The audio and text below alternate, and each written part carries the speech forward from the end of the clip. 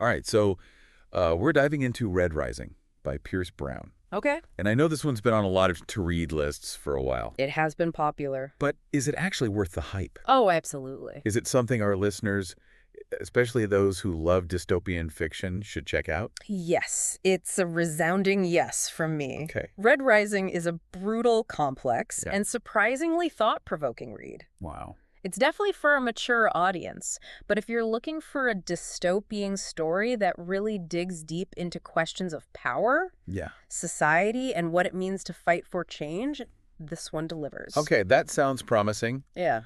But I have to admit, I'm always a little wary when a book gets hyped up as the next Hunger Games. Right. Dystopian fiction can feel a bit oversaturated these days. I know you. So what makes Red Rising stand out from the crowd? That's a good question. What should our listener know about it going in? Well, first off, imagine a Mars that's not just red dirt and rovers. Okay. Brown builds a whole society, a caste system where people are literally color-coded based on their role. Whoa, okay. You've got your reds, the miners toiling in the depths, believing they're building a future for humanity. Okay. And at the top, you've got the golds, this genetically engineered elite who rule with an iron fist. So I'm already hearing echoes of Hunger Games in that description. Yeah. Oppressed underclass rises up against the elite right. Yeah. What sets Darrow's story apart from, say, Katniss Everdeen's? It's the scope and the brutality, for one thing. Okay. Red Rising doesn't shy away from violence, and the stakes are incredibly high from the very beginning. Gotcha. Plus, Darrow's journey isn't just about physical survival. Right. It's about infiltrating a society that's designed to keep him down. Yeah. He has to transform himself both physically and mentally to even stand a chance against the golds. Transformation, huh? Yeah, That sounds intriguing, but also kind of terrifying. it is. Can you give us a little more detail on what that transformation entails? Well, without giving too much away, imagine a process that's as much about breaking someone down as it is about building them back up. Brown gets pretty graphic here, carving bone-lengthening, genetic manipulation, you name it. Wow. Darrow goes through absolute hell to become someone the golds will accept. Yeah. And even then, he's constantly walking a tightrope. So he undergoes this transformation to infiltrate the golds. Right. What's his end game? Is it revenge revolution?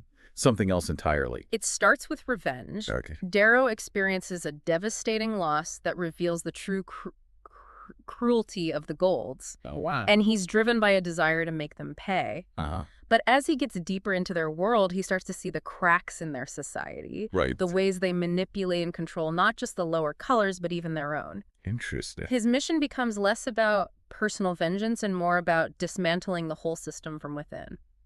Okay, so there's a deeper social commentary at play here. Absolutely. Not just a straightforward revenge plot. That's definitely something I appreciate in dystopian fiction. Me too. But speaking of comparisons, I know some reviewers have likened Red Rising to a blend of Hunger Games, Yeah, The Martian, and even Game of Thrones. I've heard that. Is that a fair assessment, or are those comparisons just scratching the surface? There are definitely elements of those books present. Okay. You've got the survival aspects and social commentary of The Martian, the brutal competition and class warfare of Hunger Games, Right. and the political scheming and morally gray characters of Game of Thrones. Gotcha. But Red Rising weaves these influences together in a unique way, creating a world and a story that feels fresh and compelling. Okay. For example, the training academy Darrow attends, called the Institute, has shades of the Hunger Games arena, but it's far more complex. Right.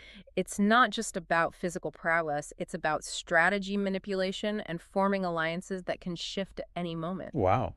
Think more like a deadly game of capture the flag with Roman influences thrown in. So it's a blend of familiar tropes, but executed in a way that feels original. Exactly. That's good to hear. Yeah. But let's be honest, not every book that gets hyped lives up to expectations. Sure. Red Rising has been out for a while now, and I've seen some mixed reviews. What are some of the common criticisms you've come across? The most common critique is that Darrow can feel a bit like a Mary Sue character at times. He excels at pretty much everything he attempts, whether it's combat strategy or leadership. Right. For some readers, this makes him feel a little too perfect, a little too unbelievable, especially given his background as a lowly red. The Mary Sue critique. Yeah, That's a tough one to shake. it is. I can see how that would be a turnoff for some readers. For sure. What about the writing style itself? Yeah. Any red flags there? The prose is definitely polarizing. Okay. Brown uses a lot of vivid imagery, intense metaphors, and even archaic language. Mm-hmm. Some readers find it poetic and immersive, while others find it over-the-top and melodramatic. Oh, really? For example, he often uses the phrase, bloody damn. Bloody damn. And you either love it or you hate it. I can see how that would be divisive. Yeah. So it sounds like Red Rising demands a certain taste, a willingness to embrace the brutality and the sometimes over-the-top style. It does. But is it worth pushing through those potentially off-putting elements? What would you say to someone who's on the fence about diving in? Let me think about that. I'd say it depends what you're looking for, in a dystopian story. Okay. If you prefer something more lighthearted or with a clear-cut hero's journey, this might not be the book for you. Okay. But if you're drawn to morally complex characters, stories that challenge your expectations, Right. and worlds that feel both familiar and utterly alien, then Red Rising is definitely worth the investment.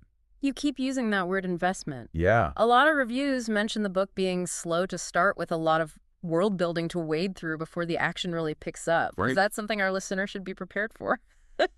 That's a fair point. The first third of the book is definitely dedicated to setting the stage. Okay. Brown introduces us to the harsh realities of Darrow's life as a Red, the intricate workings of the color-coded society, Right. and the events that lead to his decision to infiltrate the Golds. Yeah.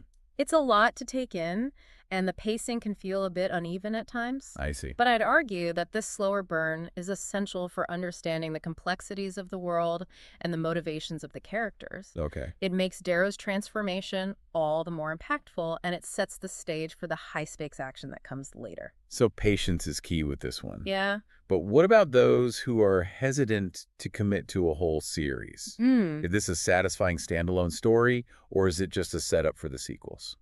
While Red Rising is the first book in a trilogy, it does offer a complete arc for Darrow's initial journey. Okay. There's a clear resolution to his immediate goals, but it definitely leaves you wanting more. Yeah. Think of it as a season of a really good TV show. Right. You get a satisfying conclusion to the current storyline, but there are cliffhangers and unresolved threads that set the stage for future installments. Okay. That's good to know. Yeah. I'm always wary of books that feel like they're just setting up the next installment. Sure. But let's play devil's advocate for a moment. For those who are still on the fence, what are the biggest downsides to picking up Red Rising? Okay. What might make someone put it down and never pick it back up? Well, as we've discussed, the graphic violence and mature themes might not be for everyone. Right. Brown doesn't shy away from depicting the brutality of this world, both physical and psychological. Yeah. And even if you can stomach the violence, the pacing in the early chapters can be a hurdle for some readers. If you're looking for instant gratification or a fast-paced plot, you might find yourself getting bogged down in the world building and character development. And what about the writing style? Yeah. We talked about how it's divisive for those who aren't fans of melodramatic prose. Are there any early warning signs they should watch out for? Definitely pay attention to the internal monologues. Okay. Darrow is a very introspective character, and his thoughts are often filled with intense imagery and figurative language. If you find yourself skimming those passages or rolling your eyes at the over-the-top descriptions, the writing style might not be the best fit for you. Okay, so we've covered the good, the bad, and the bloody damn ugly. We have. What's the final verdict?